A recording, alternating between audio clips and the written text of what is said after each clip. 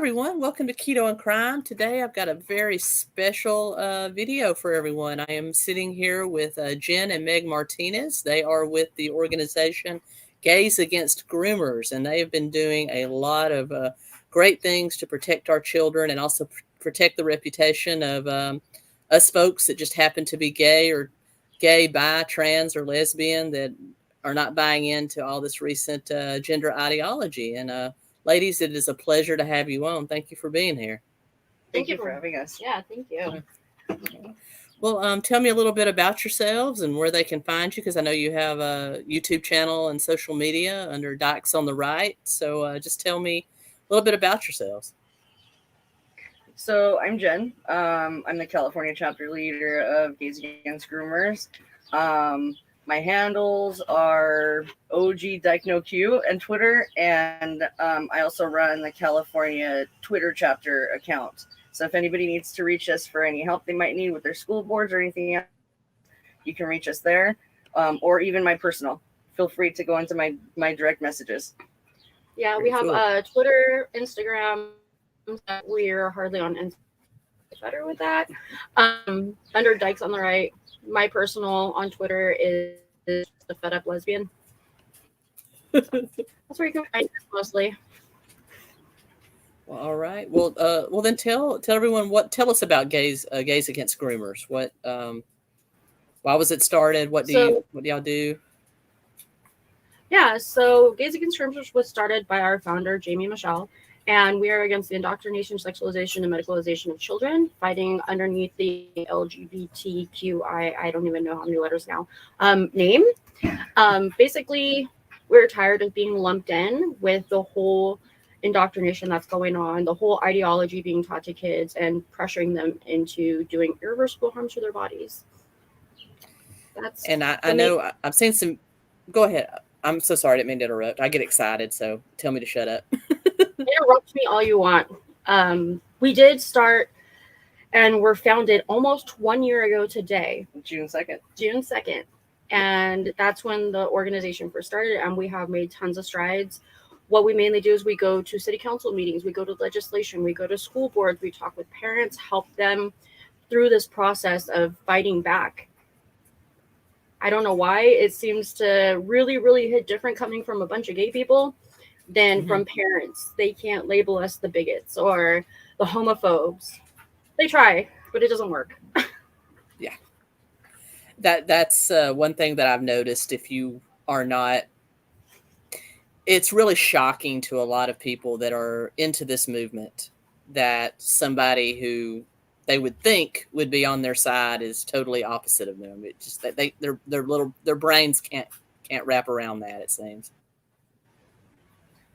They're almost offended to the point of where they get violent and you know, are getting aggressive because they'll call you a traitor and a homo, white supremacist. I'm a Latina lesbian living in Southern California. I'm so far from that. I'm not even a conservative.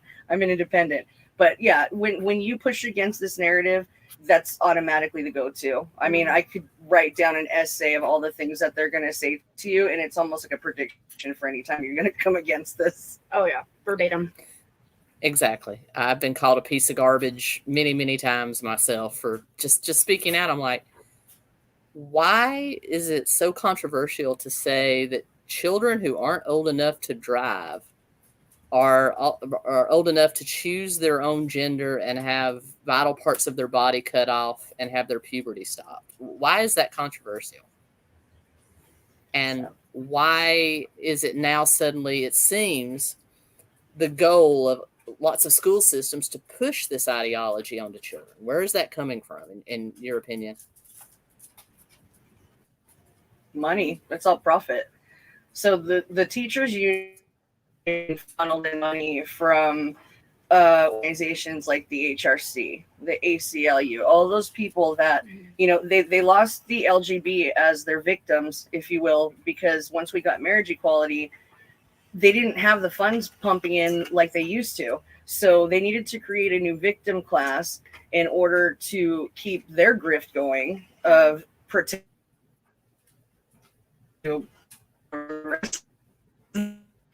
So and they glommed onto, and they are so dependent on this trans ideology now, and every generation coming after us, in order to, you know, keep that going, to keep that funding coming in.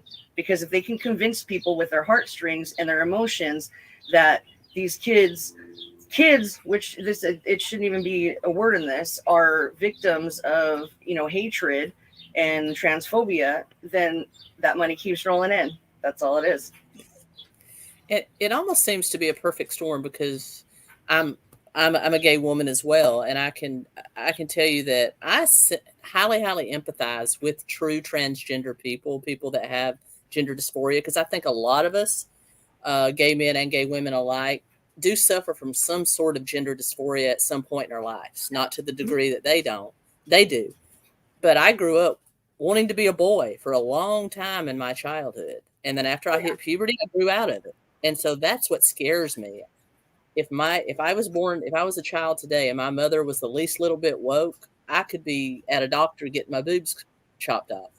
You know, that really scares me. 100%. I think we can both speak to that. We talk about this all the time, and we have a nephew who's, you know, 13 now. He's going to be 14, going into high school. And this is why we started on this path. Is I have a lot of my lesbian friends now that are having children, and there's some of those woke spaces, and they're very afraid to speak up. But of course, they slip into my DMs and tell me they're so proud of all the work I'm doing. But it's activated into speaking and doing these things. But that was our main thing, was our nephew, and seeing the things he was being taught, especially during the lockdowns when Zoom school was a thing, and just cringing and going, they're using us as a shield in order to groom these children into this ideology. We have to do something. And within 2 weeks, Jamie Michelle put up her tweet about starting Gays Against Groomers, and I was like, this is it. This is my calling. And that was it. I think it's fabulous what you two are doing, and the fact that you're doing it in Southern California, which probably puts a big old target on both your backs. I just applaud you. I really do. I mean, for here in Tennessee, wouldn't be such a big controversy, but where you live, I know it very much is. And surprisingly enough, we have a ton of support here. We thought we were going to be, when we started a chapter here, that we were going to be pulling teeth to get people to come, and no, droves. We have people coming out and volunteer with us every single day. Awesome. That really gives me hope for the future. I think the tide is starting to turn. I really do. At least I hope so. I see that happening too, especially here. I know just recently we were in the city of Dale.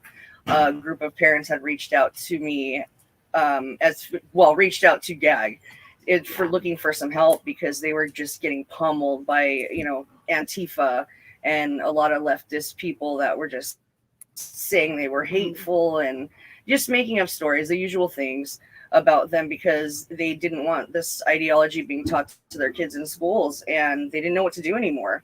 So they reached out to us, and I mean, the amount of support from that district alone was amazing for what we do. And not only that, but people that just saw us at that event and just started reaching out to us in the state of California, Southern California especially. I was amazed, because I just thought we're on this island alone, and it's like, no, turns out we're not. And just it takes one person's courage to start, you know, to make it viral, and I feel like that is very much happening here, and thankfully so, because it needs to. Awesome. That is. Well, tell me, what is often the reaction that you get when you go before a school board or before a city council from the council themselves, as opposed to the constituents there? Is there kind of a mixed reaction? Can you kind of tell me what a typical meeting would look like? It really depends on the area that you go to. Usually in LA County, it's like they're scared of what we're going to say, because we already have, you know, we're not afraid to speak up, and they already know who we are. When you go to more conservative towns, I mean, it's like, it's a rule, and a part of what they have to follow, they're not allowed to speak on anything while public comment is going on. They're not allowed to interrupt you. They're not allowed to really They comment can't on answer anything. questions. They can't answer questions. None of that. They have to just sit there and listen.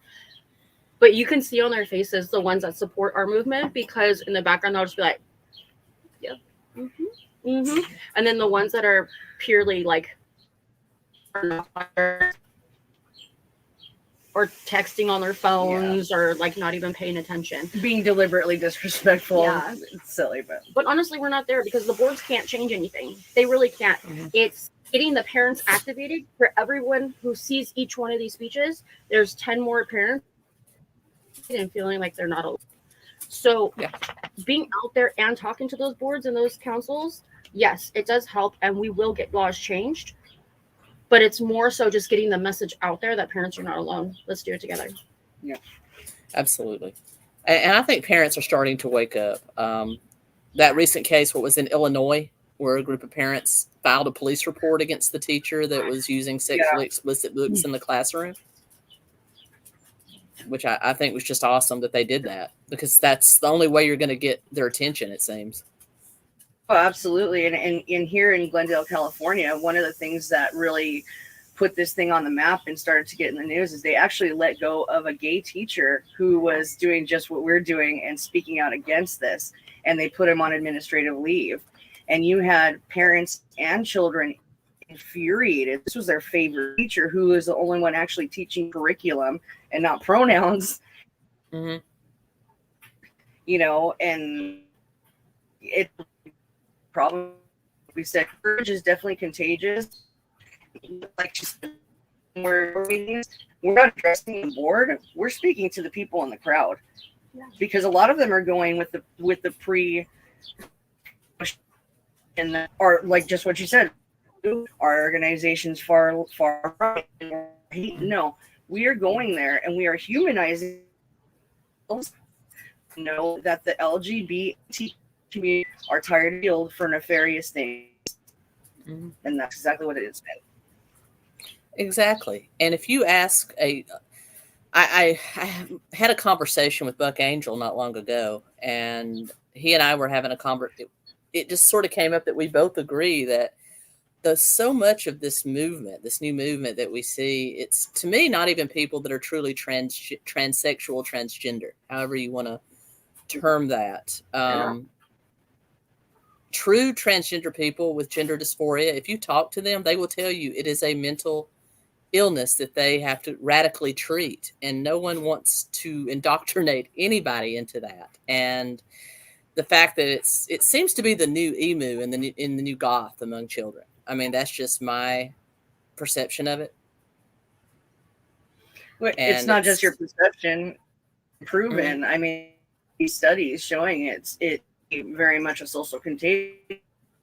In society, social contagions will most radically affect the young female population, and that's what we're seeing, a 4,000% increase naturally.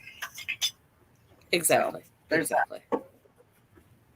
I mean, in nature, you see homosexual behavior among, most species right at 10 to 12% of a total species. And now in our country, we're seeing 20, 30, 40%. Anybody with the sense that God gave a bunny can look at that and say there's something else going on there.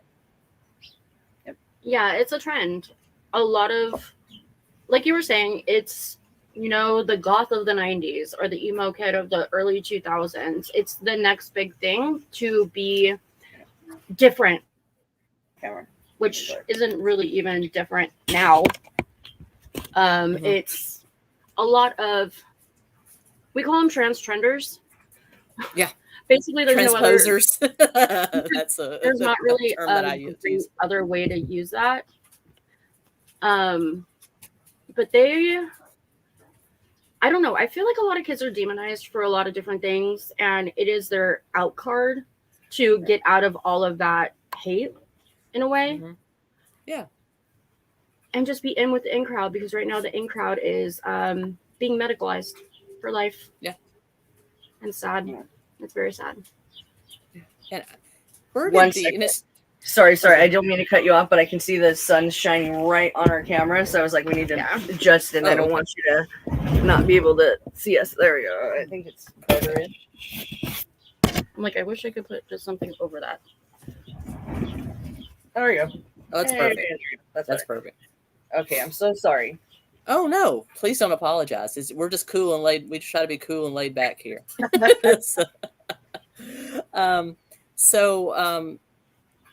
And as far as like beyond just transgender or transsexual, however you want to term that, the whole non-binary, that is something that I think came out of COVID.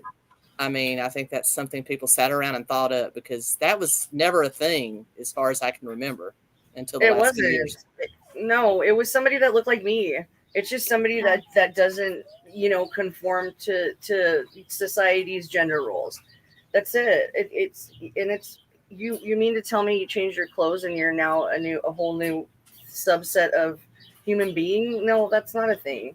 But again, this is the whole problem, is that these kids, they have to fall into something else because of other things like critical race theory, for instance. And this is my theory, is that you look at the demographics of these kids that are falling prey to this ideology. Many of them are Caucasian kids. Why would that be? It's because they're being told they're in this oppressed thing at school that they're being taught. Wouldn't you want to be out of that oppressor group and go with the group that has those oppression points? You know what I mean? Mm-hmm. So I really feel like that's a big part of the issue as well. I agree with you. I've not heard that it put that way before, but I definitely I see the merit in that. I mean, as gay women, as lesbians, we know that this country has not always been kind to us, going all the way back. I mean, I could tell you some stories of, being a young gay woman in the 90s.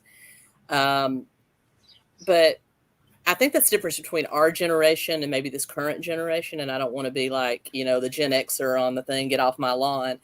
But for the most part, I think we learned to shake it off and just move on and find our own path. And I think now it's almost like they're taught to be victims, and it's better to be a victim than to pull yourself up and make your way in a country that offers you all the opportunity to do that.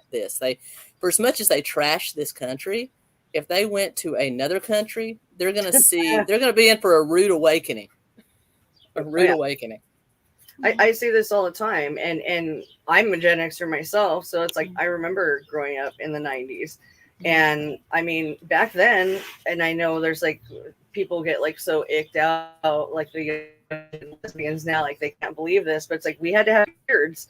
Literally, we had to have pretend boyfriends that we used in order to get through being a lesbian back then, in society. And that's the way it was. And they cringe at the thought of that. And I'm just like, no, you literally understand.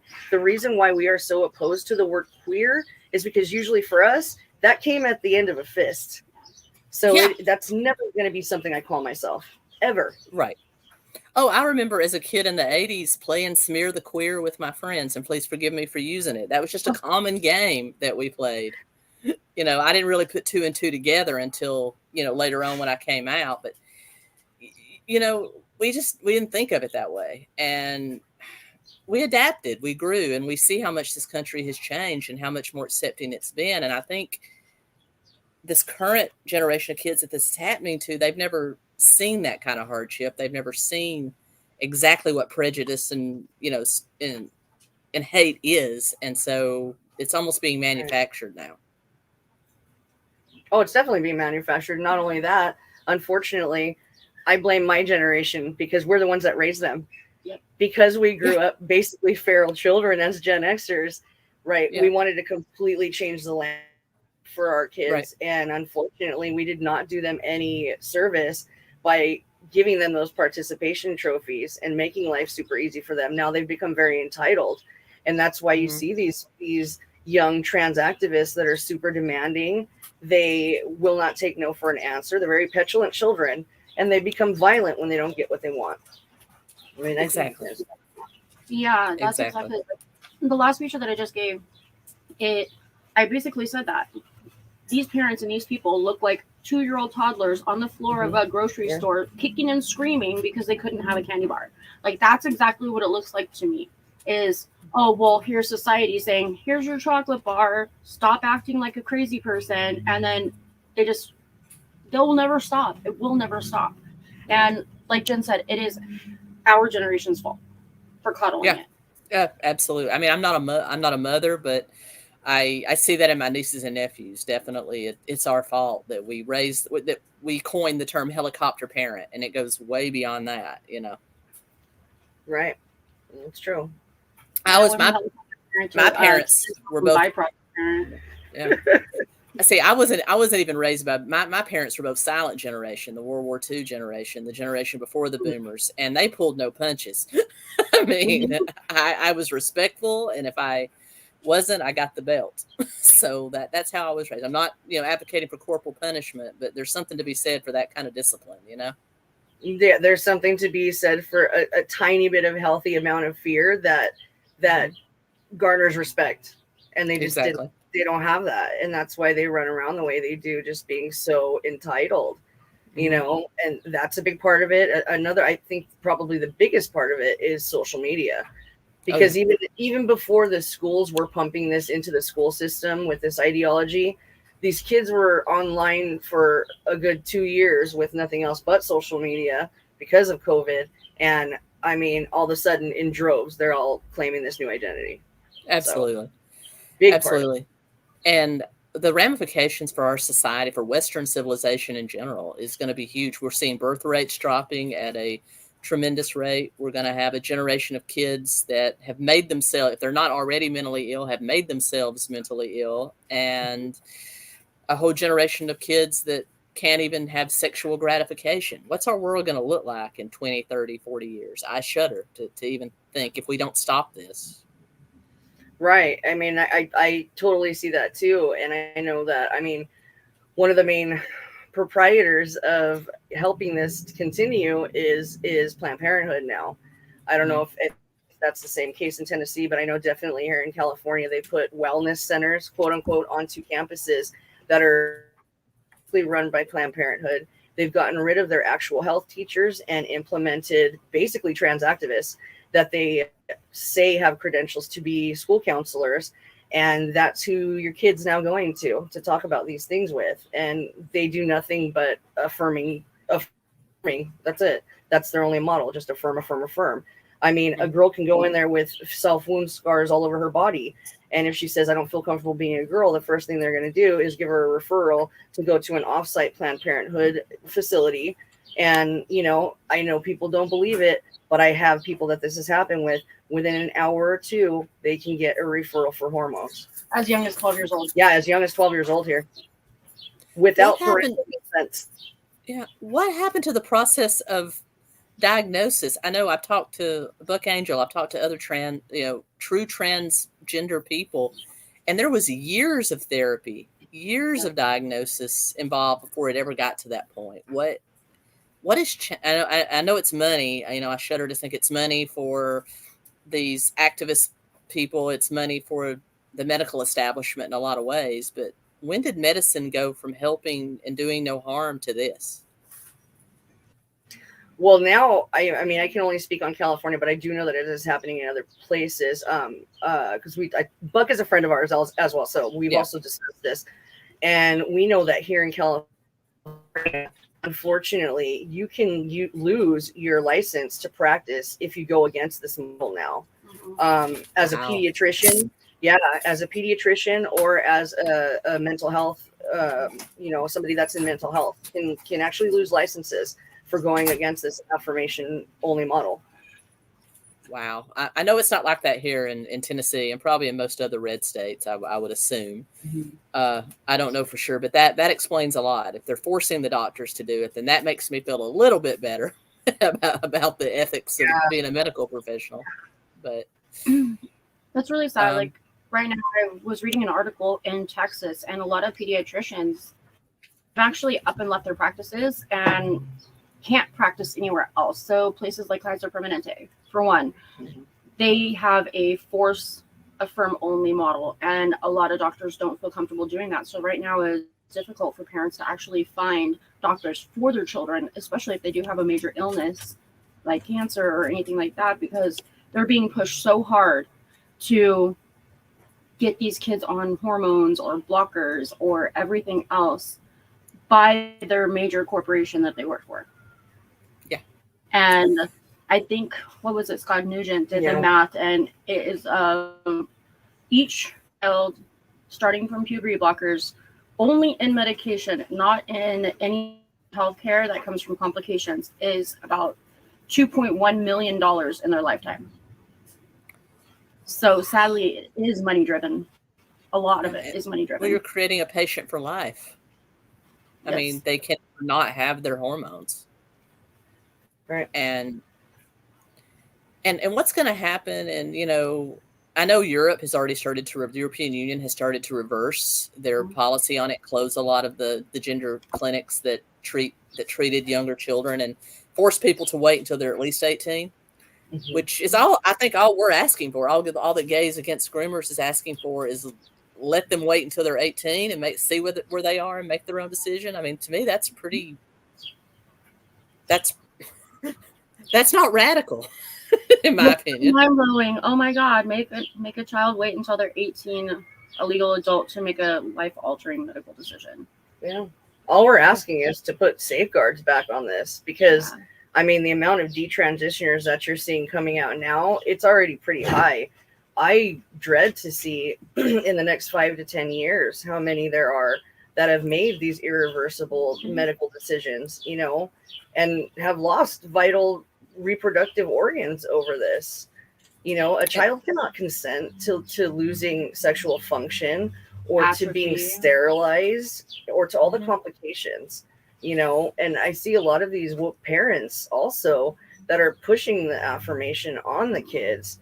You know, it's almost like, it reminds me of like the dance moms or like those pageant moms that just like, they didn't make anything of their lives, so now they want to be put on this pedestal for being this trans parent. And, you know, like we always say, they're sporting their kids around like the latest, you know, designer bag. Yeah. And absolutely. And you can point those parents out. They have their kids all over Instagram, you know, all over whatever major platform they have. All the people in the comments, if you go through, their kids to the lion's den. But I don't know, it's just insane to me that they think that this is a good thing at all, because it's not. And it just showed her, you know, not only are they losing the sexual function, not only are they giving up their reproductive capacity in lots of times, but also what's going to happen when things start to happen 10, 20 years in the future, when these kids start to get all these cancers and things from this stuff. You know, we're not even looking at that possibility, you know, but I know that as a woman, you know, my doctor, when I started getting into perimenopause, my doctor didn't take hormone replacement for me lightly. So I can't imagine what it's going to do to these children's bodies as they get older. Oh, absolutely. And as of right now, every detransitioner that I know of cannot, when they're trying to transition, they're all about it. But now that they're saying, you know, I made a mistake, these doctors completely turn their backs on. It's very difficult to find a doctor that will treat any of them for all of the complications that they've because of transition. Of course. It's really sad. Yeah, absolutely. And from what I understand, you can't just stop taking the hormones. You have to be medically weaned off of them, I would imagine. So they can't just like stop it and do it themselves. And that's really sad.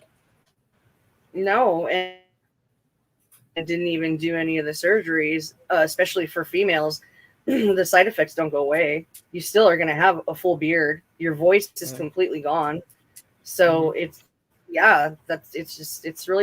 terrifying. It's sad. And I really feel like we are on the precipice of this being the greatest medical experiment of our lifetime.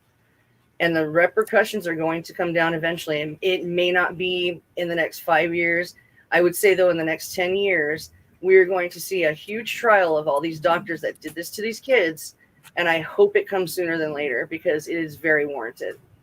Absolutely. It's going to be like the Tuskegee experiment. It's going to be like the Minnesota starvation experiment. It's going to be like Mengele and his stuff in the concentration camps. It's going to be just like that.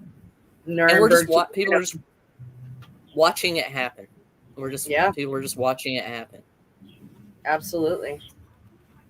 Which, brings us back to Gays Against Groomers, and I'm so glad that you exist. Thank you for existing, because we want everybody to know that there are not everybody that is in that community is batshit crazy.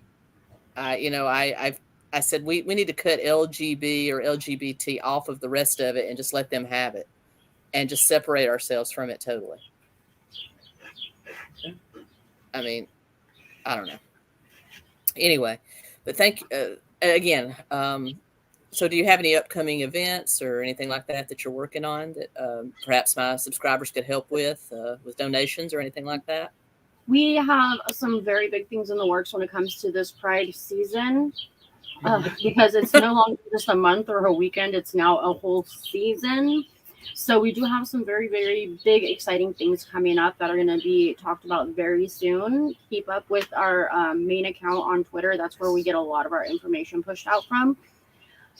Yeah, any and all help that people have would be amazing, because we are all doing this out of our own pocket right now. Our donations go directly back into the organization to help fund the fight. Awesome. Well, I will link the Gays Against Groomers website below. I'll link all the social medias. People get involved. We need to get involved and show that we, as compassionate citizens of this country, want to protect our children and protect the future of our civilization, because that's what's at stake here. And also, we already brought this up, but if you Google Gays Against Groomers, first few hits, you're going to see the Wikipedia article, which is not fond of the organization. They're going to call them a far right hate organization. It's not true. Not at all. Not true at all. So, all right. Well, thank you, Jen and Meg, for coming on. It's been a great conversation, and I'm sure my subscribers will be reaching out and hopefully throwing some help your way. And again, thank you for risking risking yourselves and putting yourself out there. Thank you so much. Thank you. And with that, everyone, I'll be back really soon with another video. And until next time, keep on crime. Out.